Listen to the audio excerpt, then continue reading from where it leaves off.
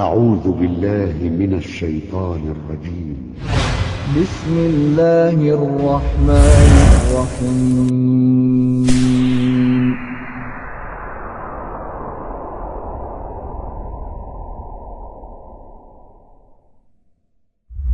بندہ وہ ہے جو اختلاف کا شکار ہوتا ہے دلیل نہ ہونے کی وجہ سے، لیکن ایک گروہ وہ ہے جو جانتے ہیں قرآن و حدیث کے دلائل کو، جو جانتے ہیں اللہ اور اس کے رسول کے فرمان کو، جاننے کے بعد سن کر پھر اپنے کسی پیر، امام، شیخ، حضرت کی وجہ سے شریعت کے حکموں کو ٹھکراتا ہے، اولئک لہم عذاب عظیم، ان کے لیے بہت بڑا عذاب ہے۔ فرقہ پرستی کے اس ماحول میں ایسا اندھا تعصب پیدا ہوتا ہے کہ انسان کے دل میں حق کی تلاش ختم ہو جاتی ہے۔ الف لام میم صاد كتاب أنزل إليك فلا يكن في صدرك حرج منه لتنذر به وذكرى للمؤمنين اتبعوا ما أنزل إليكم من ربكم ولا تتبعوا من دونه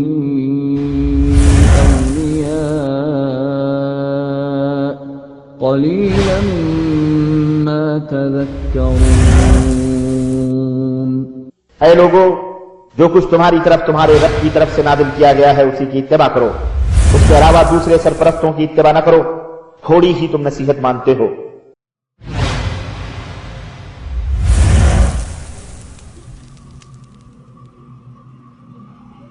ان الحمد للہ نحمده ونصلي على رسوله الكريم۔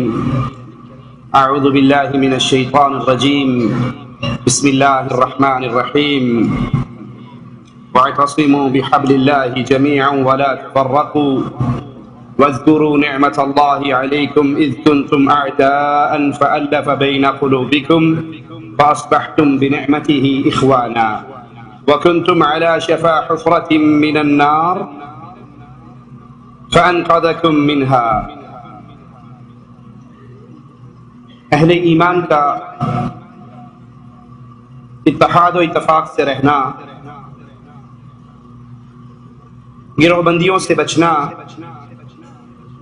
انتشار کا شکار نہ ہونا، یہ وہ سبق ہے جس کی تعلیم امام الانبیاء علیہ السلام کی شریعت نے ہمیں دی ہے۔ اسلام یہ چاہتا ہے کہ مسلمان اللہ سے ڈرتے ہوئے اتحاد سے رہیں، اتفاق سے رہیں، انتشار سے بچیں، گروہ بندیوں سے بچیں، فرقہ پرستی سے بچیں۔ آئیے قرآن حکیم کی آیت پہ غور کرتے ہیں۔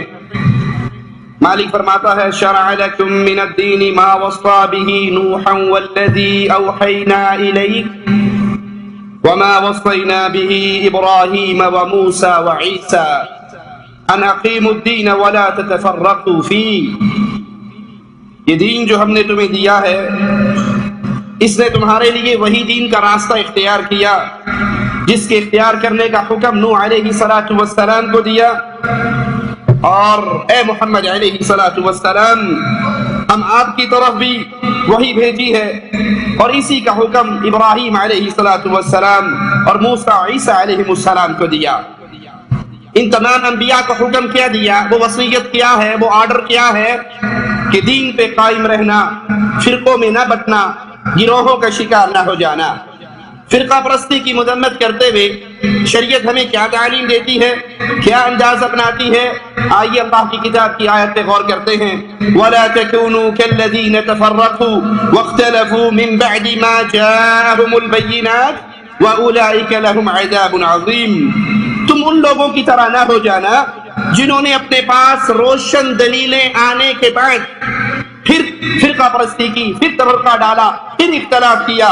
ان لوگوں کے لیے بڑا عذاب ہے، ایک بندہ وہ ہے جو اختلاف کا شکار ہوتا ہے دلیل نہ ہونے کی وجہ سے، لیکن ایک گروہ وہ ہے جو جانتے ہیں قرآن و حدیث کے دلائل کو، جو جانتے ہیں اللہ اور اس کے رسول کے فرمان کو، جاننے کے بعد، دلائل سننے کے بعد، احکامات پہنچنے کے بعد پھر عجیب بات تو ٹھیک ہے لیکن ہمارے مذہب میں نہیں ہے، قرآن کی آیت تو ہے لیکن ہمارے امام کے قول سے ٹکرا رہی ہے، حضرت کا فرمان، ہمارے پیر صاحب کا حکم، ان کی تعلیمات، آپ جتنے دلائل دے رہے ہیں یہ ان سے ٹکرا رہی ہے، جو قرآن کی آیات کو سن کر، امام الانبیاء کے فرمان کو سن کر، پھر اپنے کسی پیر، امام، شیخ، حضرت کی وجہ سے شریعت کے حکموں کو ٹھکراتا ہے، اولئک لہم عذاب عظیم، ان کے لیے بہت بڑا عذاب ہے۔ قبروں پہ سجدے کرنے والے، قبروں کا طواف کرنے والے، پختہ قبریں بنانے والے، ان پہ میلے لگانے والے، کیا انہیں اللہ کے قرآن کی تعلیمات نہیں پہنچی؟ کیا امام الانبیاء کی احادیث نہیں پہنچی؟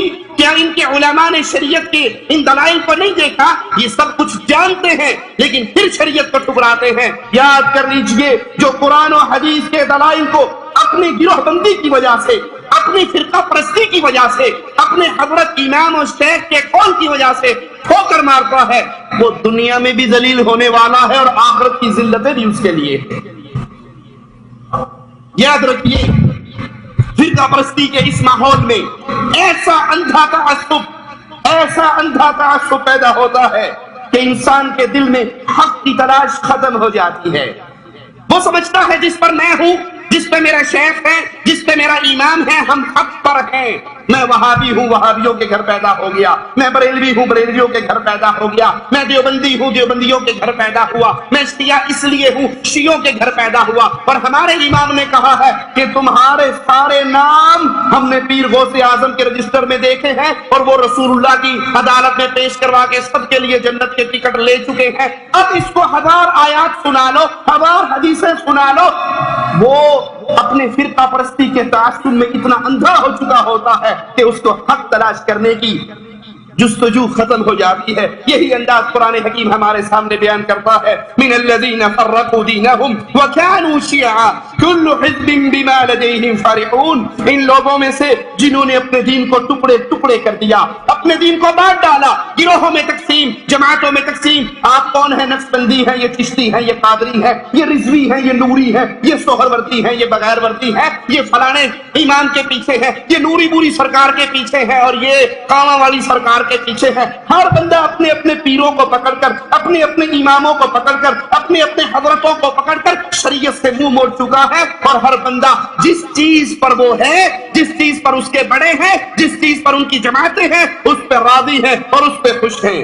بلکہ نوبت یہاں تک پہنچ جاتی ہے کہ کھلے ہوئے دلائل سننے کے باوجود وہ اس کو کافر کہہ رہا ہے، وہ اس کا انکار کر رہا ہے، وہ اس کا انکار۔ یہی بیماری سابقہ امتوں میں تھی۔ قرآن حکیم کی آیات پہ غور کیجئے، وقالت اليهود ليست النصارى على شيء وقالت النصارى ليست اليهود على شيء وهم يتلون الكتاب۔ یہودی کہتے ہیں عیسائی کچھ نہیں، عیسائی کہتے ہیں یہودی کچھ نہیں، حالانکہ دونوں اللہ کی اتاری ہوئی کتابوں کو پڑھتے ہیں۔ آج بھی کیفیت یہی ہے، آج بھی حالات یہی ہے۔ ہر بندہ اپنے خیمے کے اندر داخل ہو کے کنڈے لگا کے تالے لگا چکا ہے، نہ قرآن کی آیت اپنی عقل میں آنے دیتا ہے، نہ حدیث رسول کو سن کر اپنے منہج اور راستے کو تبدیل کرتا ہے۔ دوسرے مقام پہ غور کیجئے، ان کی کیفیت کیا ہے؟ اس فرقہ پرستی کے بعد نتیجہ کیا نکلا؟ یہ کتنے اپنے اپنے گروہوں میں تقسیم ہو کر، کتنے اس پر شدت اختیار کر کے قرآن حکیم بیان کرتا ہے، وَإِذَا قِيلَ لَهُمْ تَعَالَوْا إِلَى مَا أَنزَلَ اللَّهُ، جب ان سے کہا جاتا ہے آؤ اس چیز کی طرف جو اللہ نے نازل کی ہے، وَإِلَى الرَّسُولِ، اور رسول سے فیصلہ کروانے، اللہ کی کتاب سے فیصلہ کروائے، یا امام الانبیاء کی حدیث سے، اللہ کے رسول کی باتوں سے فیصلہ کروائے، قَالُوا حَسْبُنَا مَا وَجَدْنَا عَلَيْهِ آبَاءَنَا، کہتے قرآن تمہیں مبارک ہو، حدیث تمہیں مبارک ہو، ہم نے تو وہی کرنا ہے جو پیر صاحب نے کہا ہے، ہم نے وہی کرنا ہے جو امام صاحب نے کہا ہے، ہم نے وہی کرنا ہے جو دادا جی نے کہا۔ تو نویں شریعت پڑھ کے آ گیا، تیرا پردادا 11ویں دیندا سی، تیرا ابا قبراں تے سجدے کردا سی، کوڑا تیرے داتے دے گھروں نکلدا سی، تو نے کچھ نئی شریعت پڑھی ہے؟ ہمیں تمہاری شریعت کے دلائل کی ضرورت نہیں ہے، ہمیں تمہاری باتوں کی ضرورت نہیں ہے، ہمیں وہی کافی ہے جو شاہ صاحب نے کہا، ہمیں وہی کافی ہے جو آبا و اجداد نے کہا، ہمیں وہی کافی ہے جس پہ ہمارے بڑے چلتے ہوئے آئے۔ اولو کان آباؤہم لا يعلمون شیئا ولا یہتدون، ان سے کہو تمہارے ماں باپ اگر وہ بے علم تھے، اگر وہ بے عقل تھے، اگر وہ شریعت کی تعلیم سے اندھے تھے تو کیا اس کے باوجود تم ان کے راستوں پہ چلو گے؟ قرآن حکیم نے سابقہ امتوں کے اختلاف اور انتشار کو بیان کرنے کے بعد، ان کی مذمت کرنے کے بعد پھر اتحاد کا راستہ بتایا ہے، اس امت کو ایک امت بنانے کا طریقہ بتایا ہے، اس امت کو اکٹھا کرنے کا طریقہ بتایا۔ وہ کیا ہے؟ قرآن حکیم کی آیت سنیے، وَاعْتَصِمُوا بِحَبْلِ اللَّهِ، آؤ اکٹھے ہو جاؤ، آؤ امت میں جوڑ پیدا کریں، آؤ امت میں پیار پیدا کریں، آؤ امت کو اکٹھا کریں اپنے اپنے گروہوں کو چھوڑ کر۔ یہ پیار کیسے پیدا ہوگا؟ اگر کوئی کہے میرے پیر کو چھوڑ کر ہمارے بڑے پیر کو مان لو، وہ کہے اپنے امام کو چھوڑ کر ہمارے امام کو مان لو، وہ کہے اپنے حضرت کو چھوڑ کر ہمارے حضرت کو پکڑ لو، رب محمد کی قسم دنیا کی کسی شخصیت پہ، کسی پیر فقیر امام حضرت پہ اتحاد نہیں ہو سکتا، کیونکہ اللہ نے اتحاد کا راستہ بتایا ہے، اور وہ راستہ کیا ہے؟ اللہ کی رسی اتحاد کر سکتی ہے۔ اللہ کی رسی کیا ہے؟ اللہ کی رسی اللہ کی کتاب ہے اور محمد الرسول اللہ کا فرمان ہے۔ اس کے علاوہ کسی نقطے پہ اتحاد نہیں ہو سکتا۔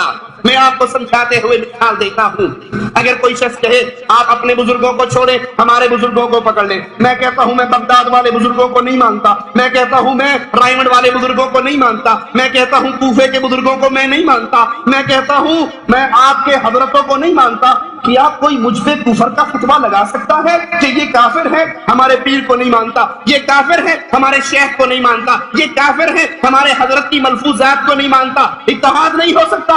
آؤ میں اتحاد کروانے کے لیے شریعت کی روشنی میں دعوت دیتا ہوں۔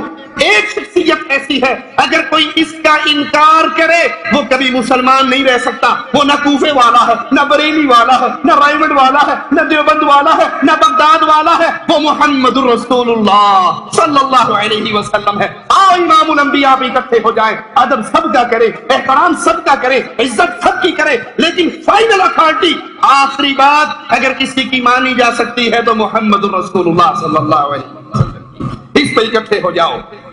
فرقہ پرستی کا سبب کیا ہے؟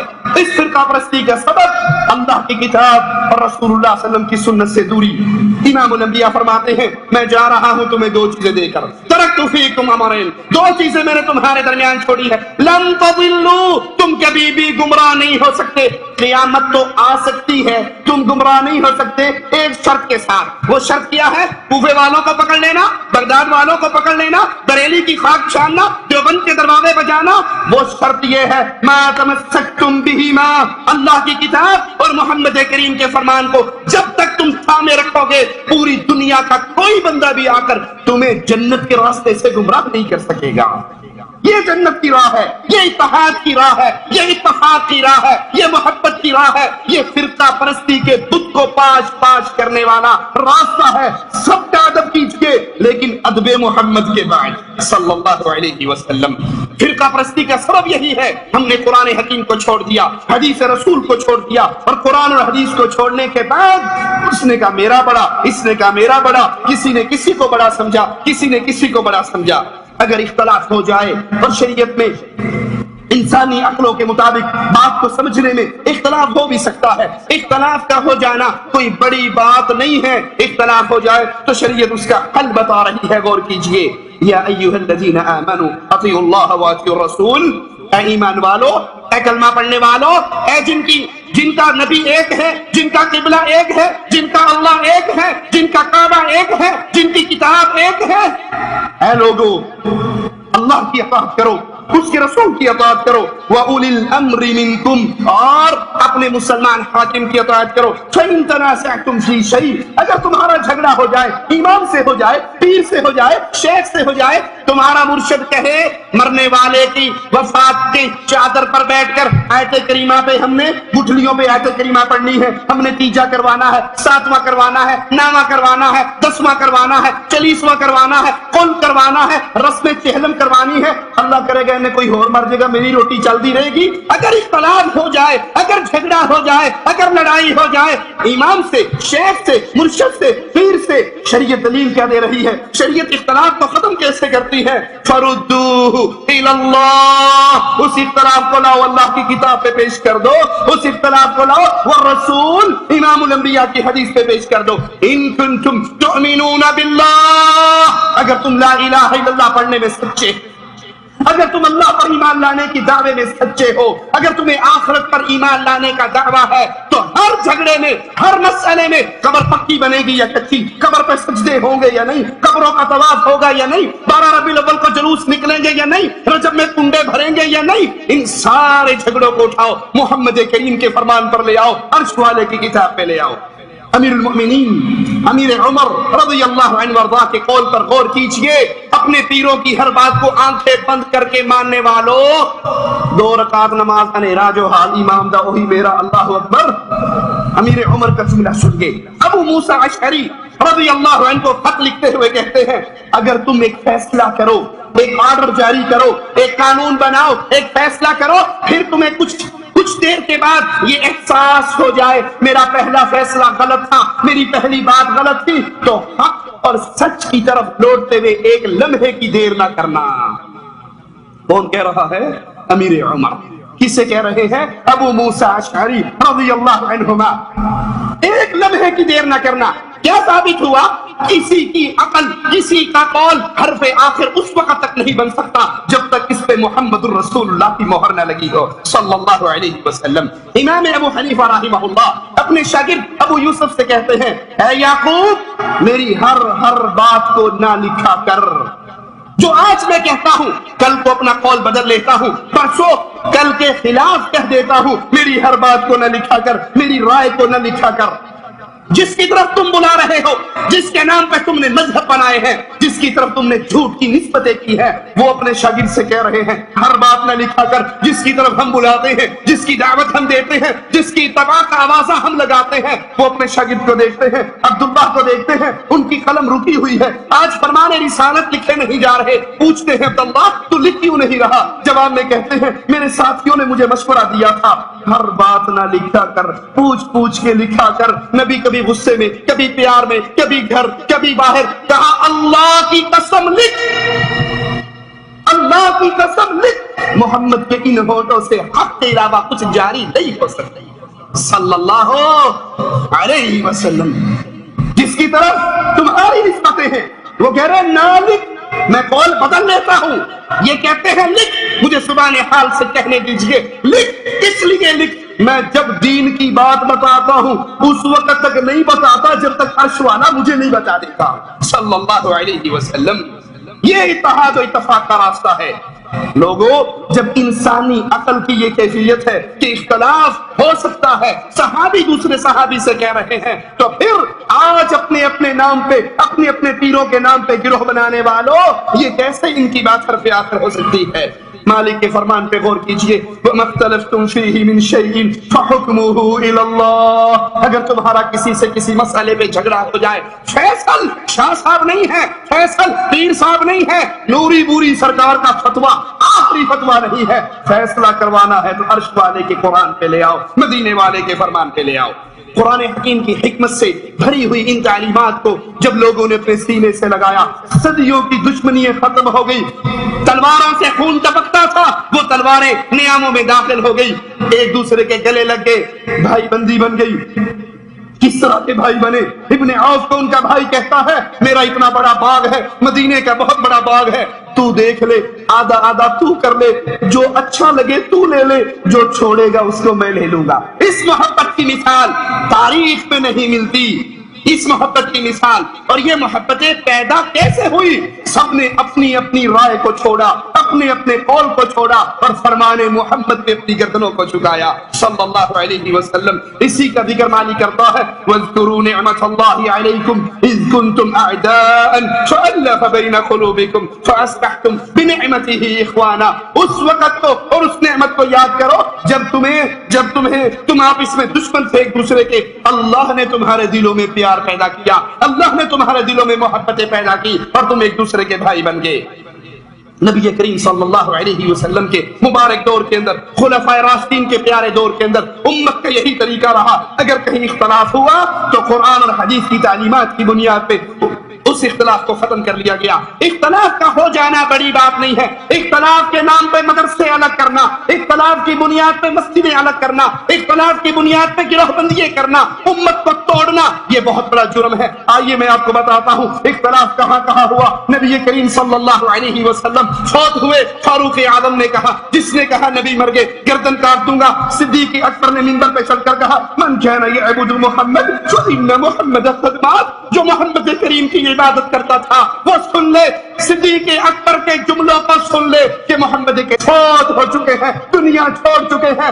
اختلاف ہوگی، ان کی رائے الگ ہے، ان کی رائے الگ ہے، یہ دونوں رائے ایک ہو جاتی ہیں کیسے؟ جب صدیق اکبر کی زبان مبارک سے آیت نکلتی ہے وَمَا مُحَمَّدٌ إِلَّا رَسُولٌ قَدْ خَلَتْ مِن قَبْلِهِ الرُّسُلُ أَفَإِن مَاتَ، اور لوگوں محمد علیہ السلام سابقہ نبیوں کی طرح ایک نبی تھے، اگر یہ مر جائیں یا شہید کر دیے جائیں تم اپنی ایڑیوں کے بل دین اسلام سے پھر جاؤ گے۔ صدیق اکبر کے جملوں کو سن کر فاروق اعظم کہتے ہیں جو ہی میرے پردہ سماعت سے یہ آیت ٹکرائی، میرے جسم کا بوجھ میری ٹانگوں نے اٹھانے سے انکار کر دیا، میں گھٹنوں کے بل زمین پہ گر گیا، مجھے یقین ہو گیا محمد فوت ہو گئے صلی اللہ علیہ وسلم۔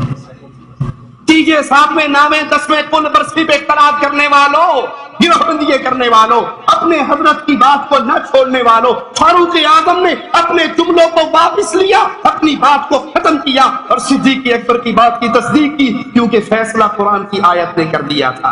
امام الانبیاء علیہ السلام کی وفات کے بعد امیر کے مسئلے پہ اختلاف ہوا، ایک انصاری گروہ نے کہا ہمارا امیر، مہاجرین نے کہا ہمارا امیر، ان کا ایک تمہارا ایک ہمارا، یہ رائے بھی آئی، حدیث سنائی گئی، اللہ کے نبی نے فرمایا علیہ السلام امیر جب بھی بنے گا قریشی نسل بنے گا۔ حدیث سنتے ہی اختلاف ختم ہو گیا، اختلاف مٹ گیا۔ یہ کہنے والوں حدیث تو پڑھی ہے، صحیح بخاری میں ہے، رکوع میں جاتے ہوئے رفع دین کرنی چاہیے، رکوع سے سر اٹھاتے ہوئے رفع دین کرنی چاہیے، حدیث ہے صحیح ہے، ہمارے مذہب کے خلاف ہے۔ ارے جس کا مذہب حدیثوں کے خلاف ہو وہ مسلمان کا مذہب بن کیسے سکتا ہے؟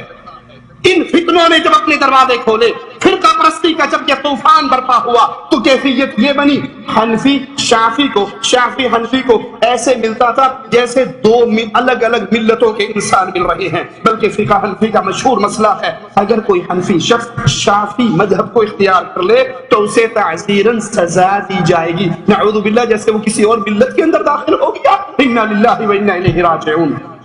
اللہ نے ہماری ملت محمد کریم صلی اللہ علیہ وسلم کو بھیج کر ایک ملت بنائی ہے، اس میں یہ گروہ بندی بربادی کا راستہ ہے۔ اے کاش امام ابو حنیفہ رحمہ اللہ کی تقلید کا دعویٰ کرنے والے امت کو مزید گروہ بندی سے بچاتے، مزید گروہ بندی سے بچاتے، لیکن انہوں نے گروہ بندی کے دروازے کھولے، فرقہ پرستی کے دروازے کھولے، کوئی صوفی بنا، کوئی حلولی بنا، کوئی ماتوریدی بنا، کوئی اشعری بنا، کوئی صرف مسائل کے اندر امام صاحب کے جملوں کو لیا اور تصوف کے مسائل میں سہروردی بنا، نقش بندی بنا، چشتی بنا اور قادری بنا۔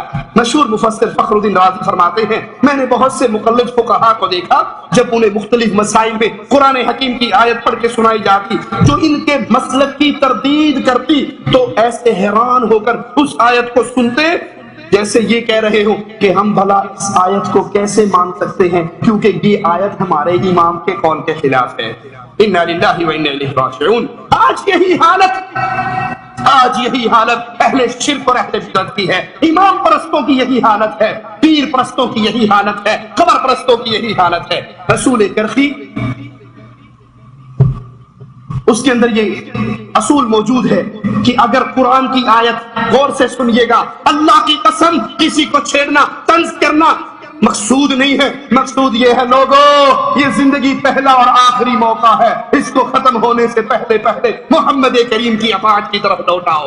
اصول موجود ہے، اگر قرآن کی آیت امام کے قول کے خلاف آئے، قرآن کی آیت امام کے قول کے خلاف آئے، رسول کی حدیث امام کے قول کے خلاف آئے، صحابی کا اثر امام کے قول کے خلاف آئے، پہلے تو اس کی تعویل کرنے کی تعویل کر کے امام کے قول کے مطابق کرنے کی کوشش کریں گے، اگر کامیاب نہ ہوئے تو قرآن کی آیت اور نبی کے فرمان کو منسوخ جانیں گے، امام کے قول کو کبھی نہیں چھوڑیں گے۔ انا للہ و انا الیہ راجعون۔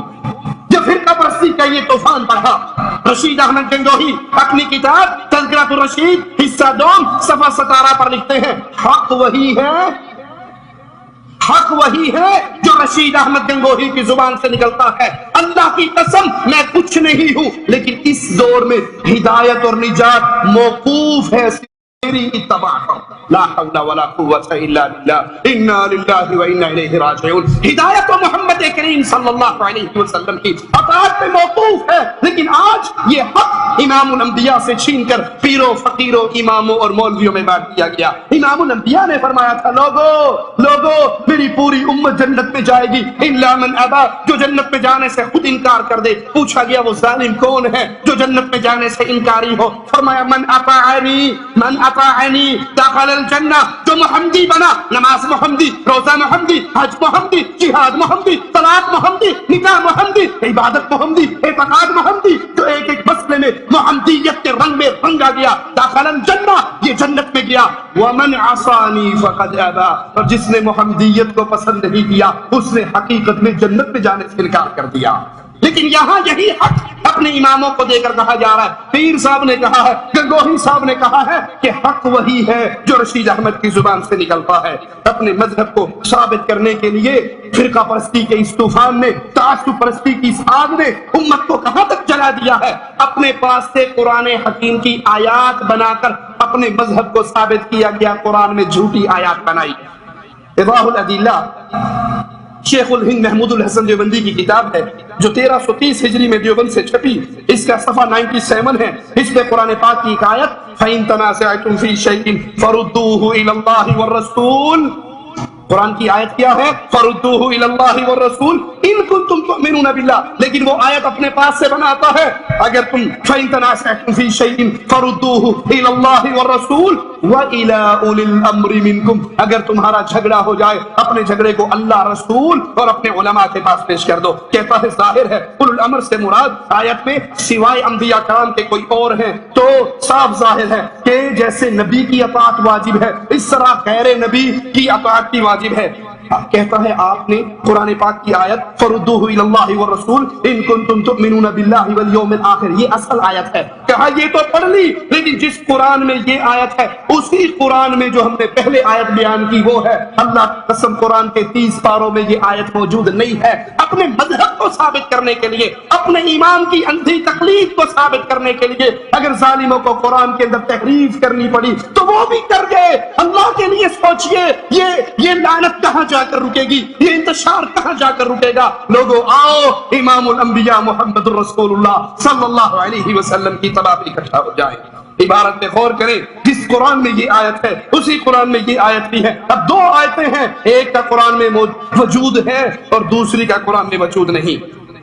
اور اگر اسی آیت کو صحیح طریقے سے پڑھ لیا جاتا تو لڑائی اور اختلاف ختم ہو جاتا۔ وہ ملنگ نماز نہیں پڑھتا تھا، کسی نے کہا ملنگ صاحب نماز نہیں پڑھ دے، کہندا تو ایویں نماز دی گلاں کرنا ہے۔ قرآن پاک میں آیا یا ایھا الذین آمنوا لا تقربوا الصلاۃ، ایمان والو نماز دے نیڑے ہی نہ جایا کرو۔ انہوں نے کہ اگے تے پڑھ لا وانتم سکارا، جدوں نشے چ ہوو اودوں نہ جاؤ۔ کہندا اینے تے عمل کر لین دی اگے پھر ویکھاں گا۔ اگر اس آیت کو پورا پڑھ لیا جاتا تو یہ انتشار کا دروازہ بند ہو جاتا۔ آیت کیا ہے؟ اطیعوا اللہ واطیعوا الرسول، اطاعت کرو اللہ کی اس کے رسول کی، واولی الامر منکم، اور اپنے مسلمان حکام کی۔ فإن تنازعتم فی شیء، اگر تمہارا جھگڑا ہو جائے، اب جھگڑا نہ اللہ سے ہو سکتا ہے، جھگڑا نہ رسول اللہ سے ہو سکتا ہے، جھگڑا تو مسلمان حاکم سے ہوگا، جھگڑا کسی عالم سے ہوگا، کسی شیخ و مرشد سے ہوگا۔ فردوہ الی اللہ والرسول، جھگڑے کی صورت میں فائنل اتھارٹی اللہ کی کتاب اور محمد رسول اللہ صلی اللہ علیہ وسلم کا فرمان۔ ان کنتم تؤمنون باللہ، اگر تم اللہ پر ایمان لاتے ہو، آخرت پر ایمان لاتے ہو، ہر جھگڑے کو آؤ اللہ اور اس کے رسول سے فیصلہ کروا لو۔ ماسٹر امین اکاڑوی پاکستان کا ایک مولوی، وہ اپنا رسالہ تحقیق مسئلہ رفع الیدین کے اندر صفحہ نمبر 6 پہ رفع دین نہ کرنے کی جب کوئی صحیح حدیث انہیں نہ ملی تو اپنے پاس سے قرآن کی آیت خود گھڑ کے اس رسالے میں لکھی، آؤ میڈ ان اکاڑا آیت سناؤ۔ يا أيها الذين آمنوا قيل لهم كفوا أيديكم وأقيموا الصلاة حول ولا قوة الا باللہ انا للہ و انا الیہ راجعون. اللہ کی قسم یہ فرقہ پرستی کا بت بہت بڑا بت ہے، یہ امت کی بربادی کا بہت بڑا بت ہے، اس نے امت کو ہلاک کر دیا ہے. اس تعصب کی چادر سے باہر آؤ. جس نبی کا نام کلمے میں لیتے ہو، جس نبی کا نام اذان میں سنتے ہو، جس نبی کا نام تکبیر میں سنتے ہو، جس پہ درود اور تحیات میں پڑھتے ہو، آؤ اس نبی کو کھلے ہوئے سینوں سے قبول کر کے زندگی کا ہر مسئلہ اس کی حدیث سے لینا شروع کر دو. اس کا ماہنامہ تجلی جلد نمبر 19 شمارہ 11 ماہ جنوری فروری 1968 صفحہ 47 پر اس کے ایڈیٹر عامر عثمانی صاحب فاضل دیوبند ان سے ایک سوال کرنے والا سوال کرتا ہے. ہمیں 12 سال کے بچے نے نماز پڑھائی، تراویح ہماری ہو گئی یا نہیں؟ جواب قرآن و حدیث کی روشنی میں دینا. سوال کرنے والے نے سوال کیا، عثمانی صاحب نے جواب دیا. جواب دینے کے بعد کہنے لگے یہ تو جواب تھا، اب چند سطریں تمہاری اس ڈیمانڈ پر بھی لکھوں کہ جواب قرآن و حدیث سے چاہیے. یہ اس قاعدے سے ناواقفیت کا نتیجہ ہے کہ مقلد کے لیے قرآن اور حدیث کے حوالوں کی ضرورت نہیں ہے، صرف اپنے امام کا قول کافی ہے. انا للہ و انا الیہ راجعون. ارے فاروق اعظم نے کہا تھا آج کے بعد کوئی حج تمتع نہ کرے، سجا لخت جگر اٹھا تھا. ابن عمر نے کہا تھا لوگوں گواہ رہنا میں حج تمتع کر رہا ہوں. کہنے والے نے کہا تیرا بابا روکتا ہے تو کرتا ہے. جواب میں کہتے ہیں من ابی، بابا کون ہوتا ہے؟ نزل الشریعہ علی محمد صلی اللہ علیہ وسلم وما نزل الشریعہ علی ابی. جبرائیل قرآن لے کر جب بھی نازل ہوا ہے وہ عبداللہ کے باپ عمر پہ نازل نہیں ہوا، فاطمہ کے باپ محمد پر نازل ہوا ہے صلی اللہ علیہ وسلم. بلکہ تعصب کی سینت کو پہن کر صحابہ کرام تک کو جن صحابہ کی روایات ان کے مذہب کے خلاف آتی ہیں، ان کی تعصب والی دیوار سے وہ روایات ٹکراتی ہیں، تو ان صحابہ کی توہین کیسے کی جاتی ہے؟ فقہ حنفی کی مشہور کتاب اس میں لکھتے ہیں کہ ابو ہریرہ انس بن مالک یہ غیر فقیہ تھے. انا للہ و انا الیہ راجعون. فقیہ کون ہوتا ہے؟ جسے دین کی سمجھ بوجھ ہو. کہا ابو ہریرہ اور انس بن مالک کو دین کی سمجھ بوجھ نہیں تھی، یہ غیر فقیہ تھے. مذہبی تعصب کی ایک اور مثال پہ غور کیجئے. در مختار جلد نمبر 1 صفحہ 42 پہ لکھتے ہیں کہ عیسیٰ علیہ السلام جب نازل ہوں گے تو مذہب حنفی کے مطابق فتویٰ جاری کریں گے. کہ عیسیٰ جب آئیں گے وہ شریعت محمدی کی بجائے فقہ حنفی کے مطابق فیصلے جاری کریں گے. مذہبی تعصب میں سیدنا ابو ہریرہ سے دشمنی کیسے کی جاتی ہے؟ کیا ہے؟ جو راوی عادل ہو، حافظ ہو تو مفتی اور فقیہ نہ ہو جیسے ابو ہریرہ اور انس، تو ان جیسوں کی روایات اگر صحت کے مطابق ٹھیک ہو اور وہ روایات قیاس کے مطابق ہو، وہ احادیث جس کو ابو ہریرہ انس بن مالک روایت کرتے ہیں اگر وہ قیاس کے مطابق ہو تو اس کو تسلیم کیا جائے گا. اگر وہ قیاس کے مخالف ہو تو ابو ہریرہ اور انس بن مالک کی روایات کو نہیں مانا جائے گا، کیونکہ اس سے قیاس پر عمل کرنا اولا ہے اور رائے کا دروازہ بند ہوتا ہے. انا للہ و انا الیہ راجعون. یہ سب کچھ لکھ کر، یہ سب کچھ کہہ کر اگر اب بھی ہماری عقلیں نہ کھلے، اگر ابھی بھی ہمارے عقل کے دروازے نہ کھلے تو پھر اللہ سے معافی مانگنی چاہیے اور اس تعصب کی آگ سے باہر نکلنا چاہیے. سیدنا ابو ہریرہ رضی اللہ عنہ وارضا وہ عظیم صحابی ہیں جو صحابہ کے زمانے میں فتوے دیتے تھے. 800 صحابہ اور تابعین ان کے شاگرد 5374 حدیثیں انہوں نے روایت کی ہیں. انہیں غیر فقیہ کہنے والوں سے زیادہ بے ادب اور بے سمجھ کون ہو سکتا ہے؟ نور الانوار رسول شاشی کے مصنف جیسے کروڑوں بھی اکٹھے ہو جائیں ابو ہریرہ رضی اللہ عنہ کے قدموں کی خاک کے بھی برابر نہیں ہو سکتے. ابو ہریرہ سے دشمنی شیعت بھی کرتی ہے اور امام پرست بھی کرتے ہیں. ایک شیعہ ذاکر کہتا ہے، فاضل الوی اس کا نام ہے، کہ یہ جتنی جھوٹی روایات ہیں وہ ساری کی ساری بلیوں کے باپ کی کمائی ہے. نعوذ باللہ ابو ہریرہ نے یہ جھوٹی روایات اکٹھی کی ہے.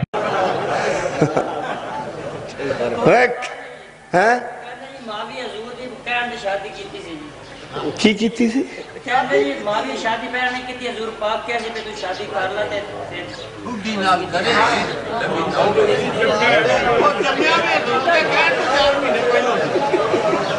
اے کام بھئی اوکھا ہے.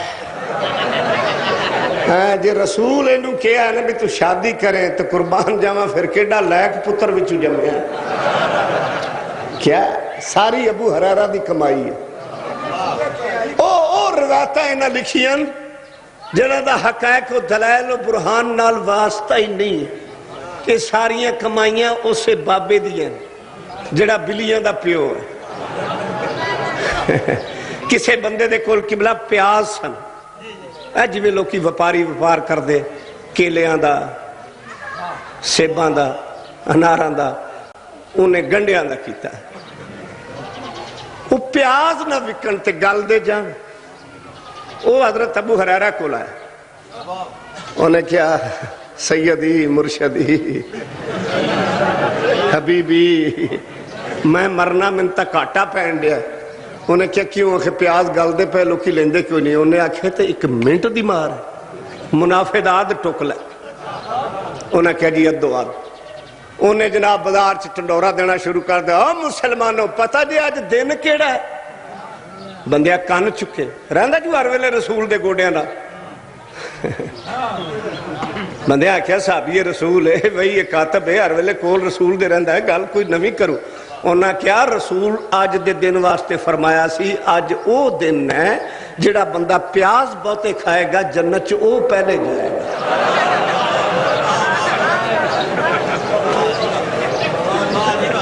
لوکی کپڑے چھاپے لے کے ٹر پے انہیں بھی پھاٹا کھول دیتا بچیا چھلڑی دا وک گئے حضرت بی بی عائشہ نو پتہ لگا بھی ابو ہریرہ نے یعنی کر چھڑے ہے انہاں صدیہ انہاں آکھیا نا ادھر آخا ابو ہریرہ رسول کدو فرمایا سی بے گنڈے کھاننا جنت لب دی انہیں کہتا رسول کدو کیا سی میری وراثت کوئی نہیں جے اے گل میں نہ بناؤں دا تا بی بی فدق دیاں کھجوراں تو بھی نہ رڑک دی یہ ساڑی مرضی ہے جدر مرضی ٹور دی ہے مسلمان تاریخ اسلام نے نبی اور نبی دی آلتے او بہتان لائے جنہ دا حقائق نال دور دور تک واسطہ نہیں اسی علی مولانو واسنال نہیں منیا رب کعبہ دی قسم پوری کائنات دی ریسرچ کیتی ہے وہ ابو ہریرہ کی روایات کو جھوٹی کہتا ہے اور یہ امام پرست ابو ہریرہ کی روایات کو اس لیے نہیں مانتے کیونکہ ابو ہریرہ نعوذ باللہ ان کے بقول ناسمجھ تھے حالانکہ ان کے لیے اللہ کے نبی نے دعا کی ہے امام بخاری رحمہ اللہ فرماتے ہیں مہاجرین و انصار کی اولاد میں سے 900 بزرگ ابو ہریرہ کے شاگرد تھے رضی اللہ عنہ وارضاہ لوگوں مسلک اہل حدیث بڑا واضح اور دو ٹوک ہے کہ تمام اولیاء کی عزت کرو تمام بزرگوں کی عزت کرو سب کا ادب و احترام کرو لیکن احترام محمد رسول اللہ کے بعد اور یہی تعلیم ائمہ کرام نے دی ہے یہی تعلیم بزرگان دین نے دی ہے امام مالک رحمہ اللہ کی جملوں کو سنیے فرماتے ہیں میں ایک انسان ہوں کبھی میری بات ٹھیک ہوتی ہے کبھی غلط ہوتی ہے تم میری وہ بات تو لے لیا کرو جو کتاب اللہ اور سنت رسول اللہ کے مطابق ہو اور میری اس بات کو ٹھوکر مار دیا کرو جو اللہ کی کتاب اور رسول اللہ صلی اللہ علیہ وسلم کے فرمان سے ٹکرائے امام مالک فرماتے ہیں دنیا میں کوئی ایسا شخص نہیں ہے جس کی ہر بات دی جائے جس کی کوئی بات کو ٹھوکر نہ ماری جائے سوائے نبی کی قبر کی طرف اشارہ کر کے فرماتے جو اس پیاری قبر میں پیاری ہستی سو رہی ہے محمد کریم اہل حدیثوں کے امام اعظم قائد اعظم رہبر اعظم صلی اللہ علیہ وسلم وہ اکیلی ہستی ہے وہ اکیلی ذات ہے روتے ہوئے بولے تو دین سوتے ہوئے بولے تو دین ان کی ہر بات قبول کی جائے گی ان کی کسی بات کو ٹھوکر نہیں مارا جائے گا امام احمد فرماتے ہیں خبردار ہرگز میری تقلید نہ کرنا نہ مالک کی نہ شافعی کی نہ اوزاعی کی نہ ثوری کی دین وہاں سے لینا جہاں سے ہم نے لیا اور ان تمام ائمہ نے دین کہاں سے لیا اللہ کی کتاب سے اور محمد کریم صلی اللہ علیہ وسلم کے فرمان سے امام شافعی فرماتے ہیں صحیح حدیث میں جو وارد ہوا وہی میرا مذہب ہے اور جب میرے کلام کو تم حدیث پاؤ میرے کلام کو ٹھوکر مار دینا اور نبی کی حدیث کو سینے سے لگانا امام ابو حنیفہ رحمہ اللہ فرماتے ہیں جب میرا قول کتاب اللہ کے خلاف ہو حدیث رسول کے خلاف ہو میری بات کو دیوار میں دے مارنا اور نبی کی بات کو سینے سے لگا دینا آخری باتیں کہہ کر بات ختم کرتا ہوں، کوئی یہ نہ سمجھے ہم اماموں کو نہیں مانتے، اللہ کی قسم ہم اپنے ائمہ کی عزت کرتے ہیں۔ امام ابو حنیفہ رحمہ اللہ، مالک، شافعی، احمد ابن حنبل رحمہم اللہ چاند ہیں، چمکتے ہوئے ستارے ہیں، پھول ہیں میرے نبی کے گلشن کے، ان کے ذریعے حدیث رسول مل جائے ہم اس کو سینے سے لگاتے ہیں۔ یہ ہمارے بزرگ ہیں، ہم ان کی عزت کرتے ہیں، ہم ان کا احترام کرتے ہیں، لیکن یاد کر لیجئے یہ سب اپنے اپنے فن کے امام گزرے ہیں، دین کے امام اعظم صرف محمد رسول اللہ ہیں صلی اللہ علیہ وسلم۔ لوگوں فرقہ پرستی کے بت سے باہر آؤ، تم جنت میں جانا چاہتے ہو نا؟ آخری بات، جنت میں جانا چاہتے ہو، جنت میں جانے کا ارادہ ہے؟ میں آپ کو مثال دے کے سمجھاتا ہوں۔ ابھی یہاں سے آپ نے ریاض کے ایئرپورٹ پہ جانا ہو، دو بندے آپ کے سامنے کھڑے ہو، آپ پوچھتے ہیں ریاض ایئرپورٹ ویکھیا ہی؟ کہتا جی ویکھیا تے کوئی نہیں، پوچھا کے لے ہی جاؤں گا۔ دوسرا کہتا نہیں میں نے دیکھا ہے، دیکھ کر آیا ہوں، میرا آنا جانا رہا ہے۔ کس کے ساتھ جاؤ گے جی؟ اس کے پیچھے تو نہیں جاؤ گے، چلو کوئی نہیں کسی کو پوچھاں گے کہ اشارے تے کھڑواں گے، سواد لیندے لیندے اخیر پہنچ ہی جاواں گے، اسی کے پیچھے جاؤ گے جو دیکھ کر آیا۔ ارے جنت میں جانے کا ارادہ ہے، بتاؤ جنت کو کون دیکھ کر آیا؟ نوری موری سرکار، کاما والی سرکار، نسوڑی شاہ، پھسوڑی شاہ، بغداد والا، رائمنڈ والا، انڈیا والا، پاکستان والا، ملتان والا، کون دیکھ کر آیا؟ جنت کو محمد الرسول اللہ دیکھ کر آئے صلی اللہ علیہ وسلم۔ جب نبی جنت کو دیکھ کر آئے، جنت میں جانا ہے، دیکھ کر آنے والے بھی نبی ہیں، لے جانے والے بھی نبی ہیں، ان کے پیچھے چلیے، یہ وہ قائد ہیں، یہ وہ امام ہیں، یہ وہ آقا ہیں۔ فرماتے ہیں میں جنت کے دروازے پہ پہنچوں گا، دروازہ بجاؤں گا، فرشتہ پوچھے گا کون ہے؟ جواب ملے گا جبرائیل ہے۔ پوچھا جائے گا ساتھ کون ہے؟ جواب ملے گا محمد الرسول اللہ ہے صلی اللہ علیہ وسلم۔ فرشتے کے جذبات کی ترجمانی کرنے دیجئے، اس کا جذبات یہ ہوں گے، وہ کہے گا میں جب سے اس دروازے پہ کھڑا ہوں ایک ہی ڈیوٹی لگی ہے، پوری کائنات آ جائے، پوری دنیا کے پیر آ جائیں، دروازہ نہ کھولنا، بلال کے آقا آ جائیں تو دیر نہ لگانا۔ اقول قولی ھذا واستغفر اللہ لی ولکم ولسائر المسلمین فاستغفروہ انہ هو الغفور الرحیم۔ جزاکم اللہ خیر، بارک اللہ فیک۔ اللہ تبارک تعالیٰ ہمارے فاضل نوجوان خطیب ان کے جذبات میں، ان کے ایمان میں، ان کے اخلاص میں، ان کے توکل میں، ان کی بے باکی میں برکت پیدا فرمائے۔ اللہ تعالیٰ ہمارے ان مشائخ کو ہر شریر کے شر اور حسد کے حسد سے محفوظ فرمائے، اور اللہ رب العزت جو انہوں نے کہا ہے اس پر عمل کی توفیق عطا فرمائے۔